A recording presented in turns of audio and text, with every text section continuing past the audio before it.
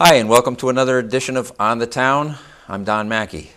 Today I'm joined by my friend Julia Giordano from the Center for Ecotechnology. Come back to talk about Earth Day. Yeah. Earth Day was, as we're taping this, Earth Day was yesterday. Yes, it was. And today we're going to talk about going green. We've done a couple of things since you were last on the program.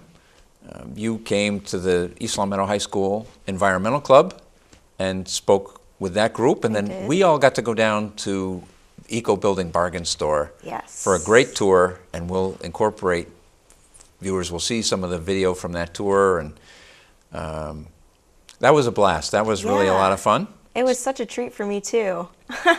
You did a great job. Oh, thank you. So today you've come back, and we're just going to talk about some things that people can do to go green. Some of those things are around the house, and one thing that you've worked on, and we'll provide a link and show a little bit of this video that you made about going green for apartment dwellers. Yep.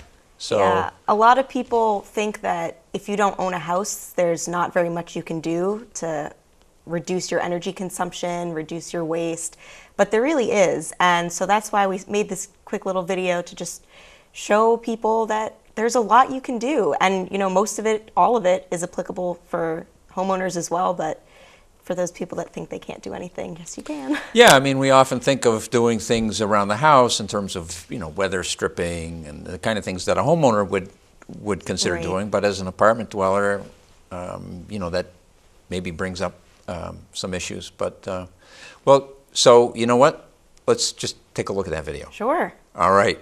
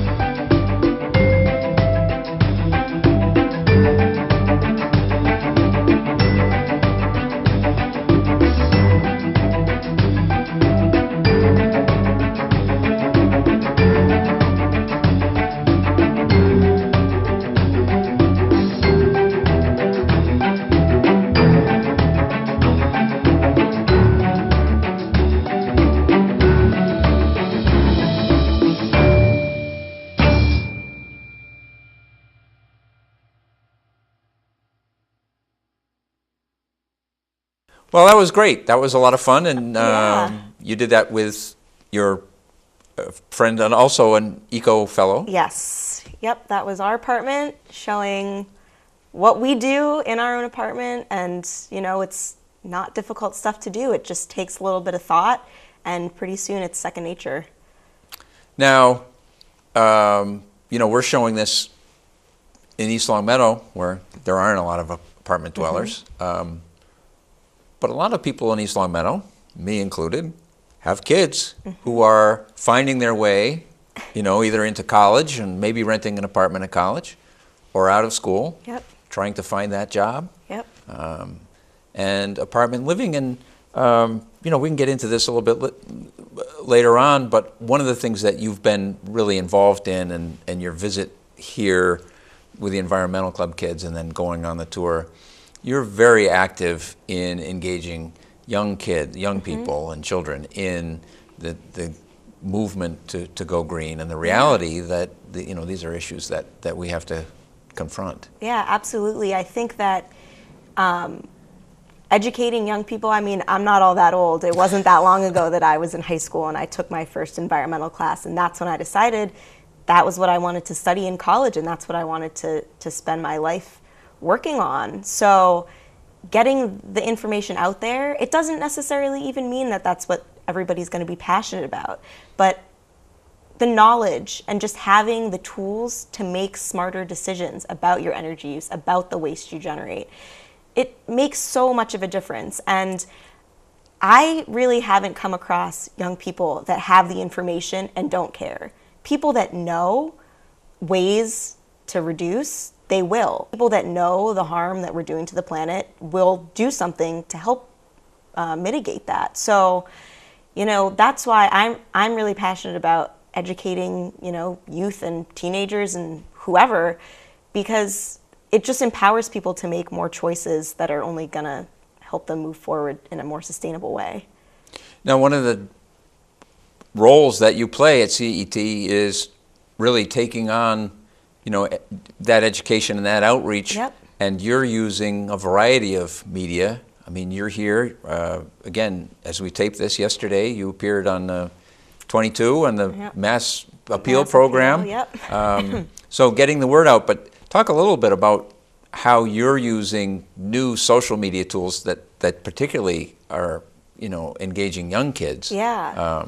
To get this message out, and what kind of things does that allow you to do that you couldn't have done, say, 20 years ago? Yeah, well, I mean, CET has a Facebook page. Eco Building Bargains also does. They both have Twitter pages. And we really try to engage our fans on those pages. We put out tips on Facebook about ways to go green, simple tips like the things that are in the video. We also do make a variety of videos for our YouTube channel.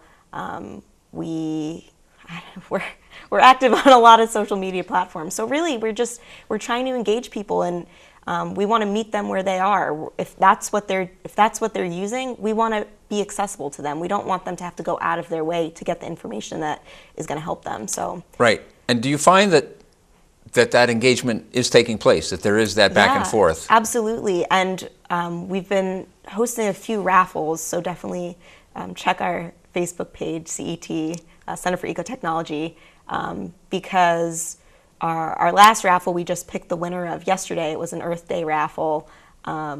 We basically put up a calendar for this month with different Go Green tips to help you, you know, start that process of going green. And so we asked our fans to share the calendar on their wall, and that's how they got entered in the raffle. And the prize for the raffle was a Go Green starter kit. So it had a kitchen compost bucket, it had a clothesline and clothespins, energy efficient light bulbs, smart power strips. So those little things that are going to help you make those changes. And so that's what we're really hoping. Well, I mean, it already has been successful. We've had 2 raffles already, and you know, that engagement's just great, seeing that people care and people want to get those tools to help them. Right. Well, I mean, that's pretty cool, and to have the feedback, the direct, immediate feedback. Exactly. That's one of the things about doing this that's sort of difficult, because people ask me, well, you know, how many people are watching, and you know, we don't really have any easy way to track that over the cable system. So, you know, I'd be happy to get some advice from you about using more social media tools to get that back and forth. Absolutely. Let's go back and talk a little bit about kids, and maybe as we're talking, I'll run some video from the tour that we did down at the store and the engagement of those kids. And I think that they're very representative, and I'll just give a plug for the Environmental Club here, and I'm going to get the number wrong, but I think there are close to 30 students involved, very active, you know, in that Environmental Club. Mm-hmm. They're always busy. They recycle. They collect all the bottles and cans from all the classrooms, all the paper, all of that stuff gets recycled. And they're doing that. That's completely on them. They've had a compost bin, composting kitchen scraps from the school kitchen. Yep. They're going to start that up again for the spring.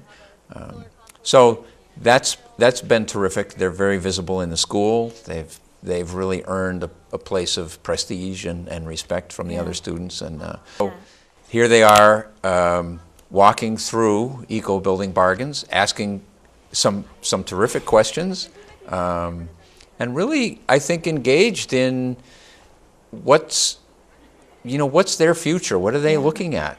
And I think the thing that's really important, and I touched on this before, it's important to remember that, when you have a group of 30 students that are in an environmental club, or however many it is, all 30 of them aren't going to, find a career in the environmental movement, but they're all it's going to be part of their life, and it's part of their lifestyle.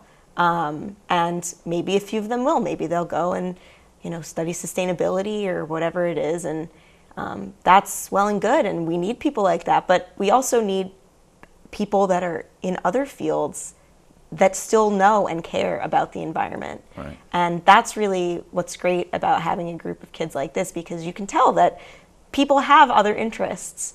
And that's wonderful because it allows the crossover between those other fields that maybe aren't as in touch with sustainability.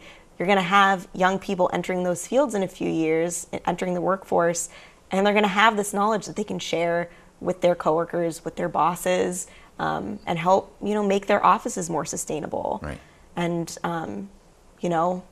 zoom out to the big picture. Hopefully that'll make their whole fields more sustainable. And really looking forward, that's what we need. It's a big picture thing, and little changes obviously help. They make a big difference. Every change counts, but it's going to get to a point where everybody's making little changes, and it starts making big, massive changes, across the board changes, and that's what's really important. I think that's the hardest thing in many aspects of life, but in this in particular, that those little changes do have such a big impact. Oh yeah. And you may not see that impact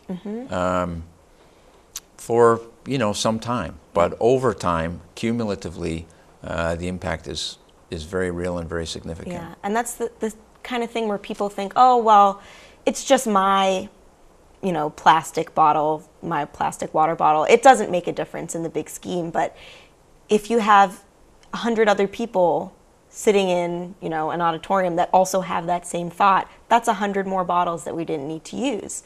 If everybody just makes that choice to buy a reusable bottle or to reuse the plastic bottle that they have, that makes such a big difference, because great, recycling is wonderful, but if you can reduce that consumption in the first place, right, that really makes the bigger difference, because right, you're not needing to produce that bottle.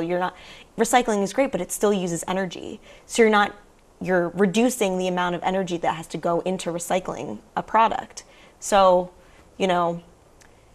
those little changes really do add up, and that's why we want people to recognize that they're little victories. Do something little and be proud about it. Celebrate it. Tell us about it. Write to us on our Facebook page. Tweet at us. We want to hear. We want to tell you that you're doing great. Well, that's cool. Yeah. So let's talk then.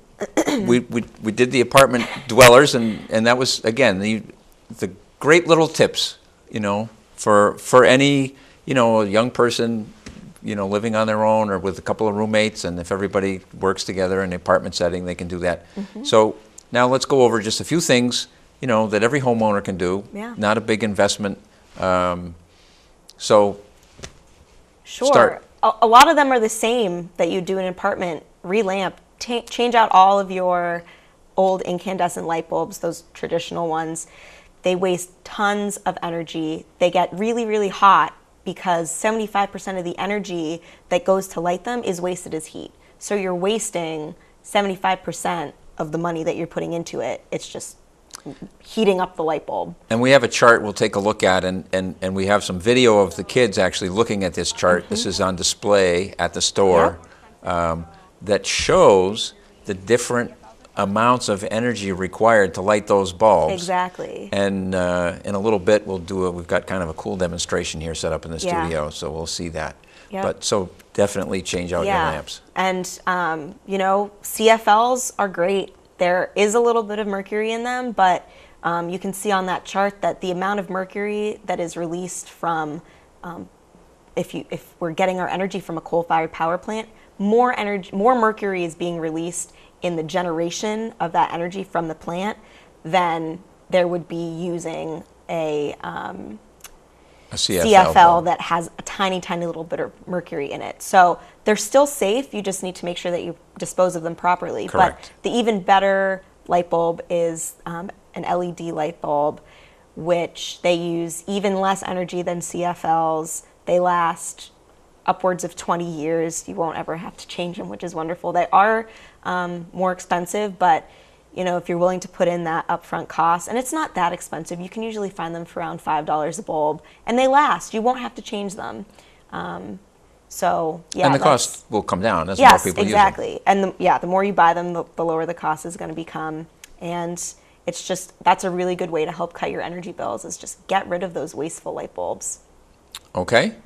So there's one. Yep, there's one. Another is composting. We saw in the video you can do vermicomposting in an apartment. You can also do that in a home, but so that's composting with worms, which grosses some people out, but really it's a wonderful way to help reduce the food waste you are creating. Basically, if you put some red wiggler worms with a little bit of soil, you can put in your kitchen scraps along with, we call them browns, which is like newspaper, toilet paper rolls, egg cartons. The worms will break those down and produce a really, really nice, beautiful topsoil. Yeah. And that's basically the same product that you would get at a backyard compost pile, or if you had a compost bin. And that works the same way. You just take out your kitchen scraps, make sure you have some of those browns to help balance out the carbon to nitrogen ratio, which usually makes it smell. But yeah, that's a great way to reduce how much food you're throwing away, because remember, when you put things in the garbage, they don't disappear, they go to a landfill. Right. And when you put food in a landfill, when it breaks down, it reduces a lot of methane gas. And methane is much more potent greenhouse gas than carbon dioxide is. Right. So everybody's worried about carbon dioxide, but when you put food in the landfill, it produces methane, which is a lot Right. more And harmful. so that's a really good point, because I think a lot of people feel like if they're putting food in the garbage or in the trash, it's better than putting plastic bags in the trash because it's biodegradable. Right. The process by which that food degrades in a landfill is not the way it biodegrades in a well-managed compost pile. Exactly. So that you don't get the methane gas. Right. Yep. So that's, I think that it's very easy when you're confronted with day-to-day life Yep. to scrape that dish in the trash can and say, oh, well, it's all biodegradable. Yep. And not realize that you're actually creating a significant problem that's going to create, as you say, more methane. And Exactly. Yep. So yeah, compost is another great thing. A lot of people worry about their windows being inefficient, and changing out your windows can be useful, especially if you have single paned windows, those older ones that are very leaky. You can feel the drafts all around them. Gee, what's that like? But usually changing the windows isn't the most cost-efficient thing to do. If you plug up some of those holes, you weather strip, you air seal, that's really going to help a lot, and it really isn't that expensive. And making sure that you have good insulation in your attic and your basement and just all of your exterior walls, that's also really important, and that's kind of a good segue into getting a Mass Save Home Energy Assessment. Right. These are no-cost energy assessments that are run through the utility companies. So basically, when you schedule one of these assessments, you'll have an assessor come out to your home. It's usually about a 2-hour window. They come and they check for insulation in your walls. They check all of the spaces where there tend to be drafts. They'll see, you can see, especially during the winter, when you don't have enough insulation in your attic, because the snow on your roof will melt, and you can see very clearly that all of the heat from your house is escaping through the roof. And that's actually a big problem, because it can cause ice dams, which I'm sure you've seen when you have big icicles hanging off the roof. Those are caused by the snow that melts on your roof. As it drips off, it freezes, and they're really damaging to your house. And a lot of people drill holes and put up those electric heated wires across, those really aren't fixing the problem. And in fact, using those heated wires, that's going to waste even more energy. So you're losing energy through your roof, and then you're heating this water, this ice, so that it melts off. Really, put some insulation in there, and you won't have the problem in the first place. Right. So with this assessment, they, time permitting, will change out all of your light bulbs for more energy efficient ones. They can change your thermostats to programmable thermostats, which are very important. You can set them so that it goes down, the temperature goes down when nobody's home during the day. It goes back up just before you get home so the house is still warm. And it can drop back down when you're asleep, but kick back on right before you wake up so it's not 50 degrees when you wake up. Right. So yeah, programmable thermostats are really great, and they can provide those for you depending on the time constraints that they have. And with the Mass Save Home Energy Assessment at the end, they'll sit down with you and present you with a list of improvements that you could make in your home. You aren't required to sign off on any of them. It's totally up to you what you choose to complete, if anything. And there are incentives in place to help you. So with the home energy assessment, you get free air sealing, up to 8 hours of free air sealing. You can get insulation for up to 75% off, up to $2,000. So that's a deal that you just can't 25 cents on the beat. dollar for insulating. Wow.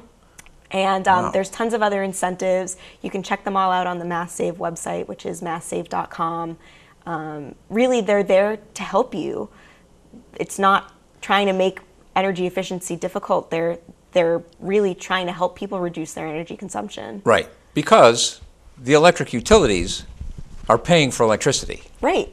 They're paying for the product that they're delivering to you. So everybody has an interest in reducing the amount and the cost. Yep. And the assessments are free. Yes. Do you have any idea? Do you have any numbers you guys track, like the percentage of, say, homeowners in Western Mass? I mean, do you have any way to know how many people have done these in the past, say, 5 years? There's a lot of them. I don't know numbers off the top of my head, but every outreach event we are there to help people sign up, and we at CET refer people into that system so they can get linked up with an assessor, and talk to your neighbors. Everybody knows somebody who's done it. Right. And if you don't, why don't you be that person, and you can tell your neighbors how great it was, because they're really great. They are. No, it is a great thing, and I've had one done, and it got insulation, weather stripping. It made a huge difference. It made a huge difference. I mean, it's astonishing how much and of a if you difference don't, it can make. maybe you don't care so much about the environment. That's okay. It's going to reduce your energy bills, Saves you and money. That's what really is important, especially in not the best economic times. Everybody could use a little more change in their pocket, and that's what this will do. That's fantastic.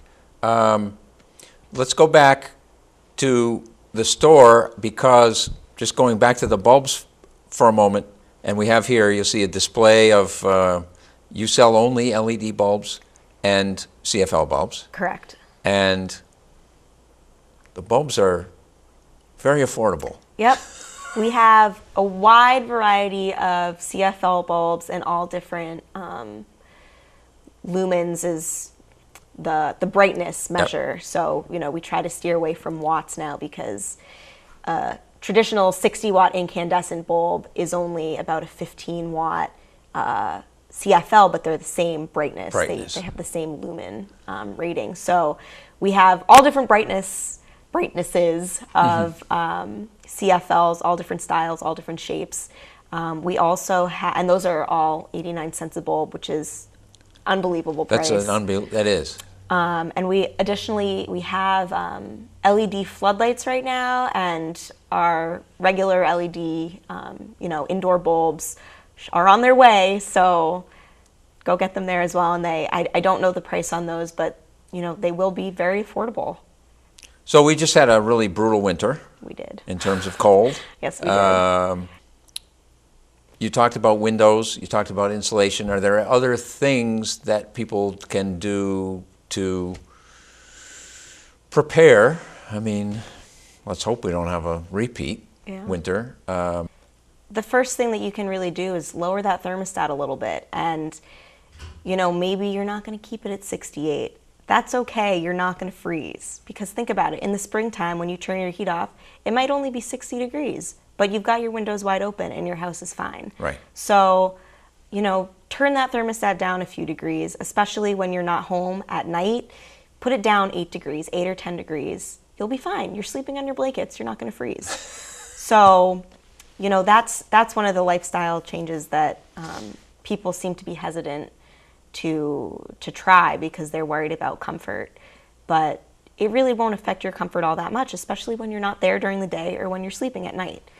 Other things you can do, I mean, we talked about weather stripping, insulation, things like that. Just making sure that all of those leaky places in your house are closed up, especially around, and these are things that they can see when they do a Mass Save Home Energy assessment. Around a chimney, there tends to be a big waste of space that has no insulation. Right. And a lot of heat just gets lost straight through there, through the walls, around outlets. And electric outlets are a big... Exactly. Yeah. Because, you know, they leave a big space where they put it in so that there's no insulation right up against it, but you're wasting, especially if it's an exterior wall. Right. All of that's going right out. So just making sure that you're really maximizing the insulation you've got. Covering your windows. Yep, especially using passive solar, which is basically letting the sun shine through. So in the daytime, especially if you've got a good sunny view, open up your blinds. Let that sun come in. Your house will sort of serve as a greenhouse. And at night when the sun goes down, pull those blinds down, cover them up with curtains. That'll help keep some of that cold air from getting in and also from your warm air escaping out. Right, right. It creates that sort of pocket of dead air so the heat doesn't transfer through there. Now, electricity. You hear a lot about people, you know, unplugging appliances that are being used and that power that gets used even when the appliance isn't in use. Yep. So now and I noticed a thing came in the mail from the electric company. They have great deals on those, you know, new power strips. Yep.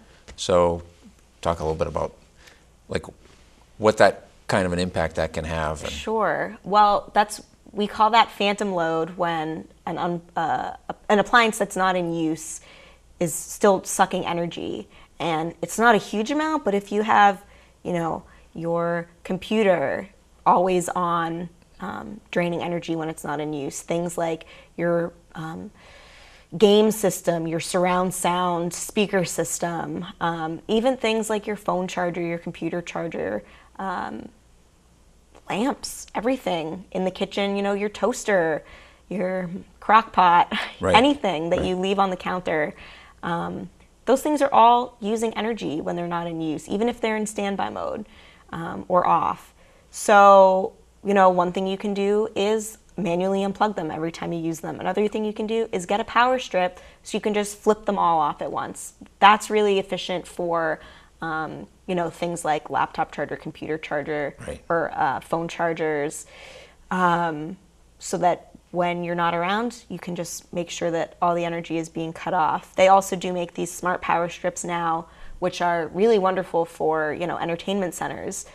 Basically, how they work is the whole strip, everything that's plugged into the strip is controlled by one of the outlets. So if you plug in your cable box, say, to that one outlet, when you turn on the cable box, it knocks all of the other things on. And when you turn it off, all of the other things turn off. Wow. Yep. So, you know, when you're not using the game system, it's not draining energy. And there's, you know, it doesn't necessarily flip them all on. If you're not using the game system, you can still leave it off. Right. But, you know, like it can flip your TV on, it can flip the speakers on or whatever. So it's a way to make it more convenient to turn them off without having to manually do them every single time. Well, should we walk over and take a look at this thing you brought, and we'll just sort of demonstrate some of this. I think the numbers, and we've looked at some of the charts, and we've got some more graphics here to put up of really how these things translate into significant numbers, whether it's amount of energy used or amount saved, how much waste there is, things like that. So let's we'll pick up and walk over and set up at the table. And you brought this thing that you had showed the kids at the environmental club when you came, and it's, boy, nothing really hits home like just seeing it like that. So we'll take a look at that. All right. All right, beautiful. We're here, we've got this great little device. This is a hand-powered generator. Yep. And this is something that you brought when you visited before. So I'm going to try this out. What you've got here is basically just like a bicycle crank. Yep. A motor reversed so that it's a generator, acting as a generator. And what do we have here? Here we have a regular incandescent light bulb. These are the really energy inefficient ones that we were talking about.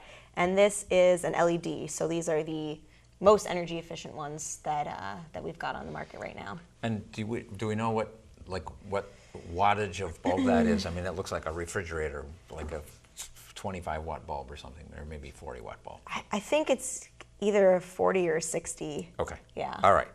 So what we're going to do is we are going to be the Mount Tom power plant. All right. And we're shoveling coal. Yep. And making a lot of steam. And the steam is turning a turbine and generating electricity. So I'm going to grab a hold of this thing. Yep. And I'm going to start cranking, right? So I'm turning this. Now, maybe, Anthony, there we go. Now nothing's happening. Gotta go harder. Crank it faster. There you go. See, all right. You have to put a lot of energy into it to get even a little flicker of light. And to make it light up like that, you have to really, really crank it really fast. Now and it's very tiring. So that, and it may be hard to tell on camera, but that's like the equivalent of a candle. Flicker of light, yep. Right? And to make it light up like that, exactly. Now, talk about sustainability. Not very sustainable. If I'm going to leave this light on all night, that's a significant amount of energy. Yep. Okay. So then if we flip the switch, that'll go to the LED, and you'll see the amazing difference in energy that it takes to light up the LED. All right. So I'm going to use one hand. And there you go. Bright as day. It's tremendous. Yep. It's just really an astonishing illustration, I think, of how much, when you think of that generating station, the amount of electricity and the amount of energy, the amount of coal, the amount of crap that's going up into the atmosphere to get a little bit of light out of this thing versus the amount of light out of this. Yep. It's tremendous. And this is a great tool for kids and adults because adults understand the concept of energy efficient versus energy inefficient, but when they get to actually feel how much power is going into it, that means something different to them. And for kids who don't necessarily understand what that really means, you can ask them, so which one of these do you think you'd rather have in your house? And they'll point to the energy efficient one because they know they can get light out of it without having to try very hard. Right. And so you wouldn't want to have to crank so hard to light up your lights in your home. Right. So it's a really great tool, and it demonstrates so beautifully the energy that you have to put into these bulbs. And the cost of that energy. I mean, the energy sort of trail, energy doesn't just start at the electric plant. Oh, absolutely not. Very cool. Yeah. Well, thanks for that. Of course. How optimistic are you? I'm very optimistic. I think that, like I was saying before, people that know, especially young people that know, care. And, I just decided that the environment was something that I wanted to do for the rest of my life when I was 17, and I'm only 22 right now. It doesn't take a long time to make it a big part of your life, and it doesn't take a lot of time to make it a big part of your life. And I think people are realizing, especially now with energy costs going up and, you know, gasoline prices being so volatile and, you know, continuing to rise, people want fuel-efficient vehicles. They want energy-efficient lighting, if not for any other reason than economic reasons. And there's a pretty big misconception that sustainability is going to cost more. It's really not. You know, maybe up front you have to put in a little bit more, but your savings and the savings for the planet are so much bigger. So, well, and savings that as a culture, as a society, can be diverted to more productive uses. I mean, again, absolutely. just go back to the difference here. Yep. If everything that it takes to make up the difference between these two was available for something else, whether that's energy, whether that's money, whether it's people's time, in the long run, that is definitely worthy of making the change. Yeah. Did that surprise you when you made that realization when you were 17? I mean, for me it was, why did I not know about this sooner? Why did I have to elect to take this class my senior year in high school before I knew these things? And what I'm seeing more and more now is that they're teaching sustainability to younger kids. You know, like, you're learning about recycling. And I guess I learned about recycling too, but it wasn't a big focus in school. And, you know, kids are learning about how to save energy. They're learning about telling their parents not to idle the car while they're waiting for them, you know, to get picked up at school. Right. You know, getting this information out while it's young enough to make an impression before you have your habits formed. Because it's so much harder to change once you already, you know, have been doing something for 40 years. But if you're young and you know, you see a change that you can make and you make it so that the whole rest of your life, that's just how you live. Right. Yeah, so that's really what surprised me was, how did I not know anything until my senior year of high school? Yeah. I mean, I guess that typically happens at somewhere, you know, in that period of time when those, you know, realizations occur. But and that's why, you know, having a job where I get to go out and educate people is so great, because I am reaching school-aged children. I am reaching middle-aged people, senior citizens, who recognize, I know there's something to do, I just don't know what to do. I don't know how to do it. That's right. That's a huge point, I think, because people are paying attention. I think people are paying attention, but it's really giving them easy tools, easy ways to recognize and be acknowledged for the difference, you know, the changes that they're making. We're going to provide a few slides here at the end with all the information for you about how to get a hold of Center for Ecotechnology, Eco Building Bargains down on Warwick Street.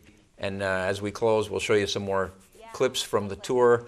It's worth going down there. The thing that I got a big kick out of was like the old stoves, the antique sewing machines. I mean, you really get everything in that really place. Do. Yep. It's a really cool place, and really got me fired up to get going on doing some projects around the house. Good. Well, I hope you have an opportunity to come back again. I hope so. This is great. I always enjoy having you here, and I think it's a great education for the community. And you know, I hope you take some of these things to heart and really consider what you can do to go green. Julia, thanks so much. Thank you. And thank you for watching, and we'll see you next time.